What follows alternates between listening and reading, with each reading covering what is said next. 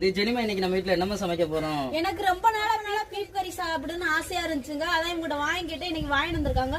இதைத்தான் நம்ம ஊர் ஸ்டைல்ல சமைச்சு நம்ம குடும்பத்தோட சாப்பிட போறோம். நம்ம எப்படி சமைச்சு சாப்பிடுறோம்னு வீடியோல தொடர்ந்து பாருங்க.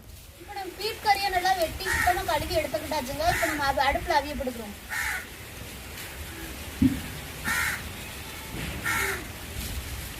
ஒரு பக்கம் நம்மளுக்கு பீஃப் கறி நல்லாவே அவிஞ்சு வந்துகிட்டு இருக்கு. பீஃப் கிரேவி வைக்கிறக்காண்டி என்னென்ன பொருட்கள் எடுத்து வச்சிருக்கோம்னா, 2 பெரிய வெங்காயம் வெட்டி வச்சிருக்கோம், ஒரு தக்காளி வெட்டி வச்சிருக்கோம், கறி மசாலா போட்டு எடுத்து வச்சிருக்கோம், இஞ்சி வெள்ளப்பூடு அம்மியில நச்சு வச்சிருக்கோம், 50 மட்டன் மசாலா எடுத்து வச்சிருக்கோம், அரை மணி தேங்காய் எடுத்து வச்சிருக்கோம். இப்போ தேங்காயை மட்டும் நம்ம அரைச்சு எடுத்துக்கிறோம். பீஃப் கறி நல்லாவே நம்மளுக்கு சாப்பிடுற அளவுக்கு அவிஞ்சு வந்துட்டுங்க. இறக்கி வச்சுட்டு இப்போ பீஃப் கறி நம்ம கிரேவி பண்ற கட்டி சட்டி அடுப்புல வச்சுக்கிறோம்.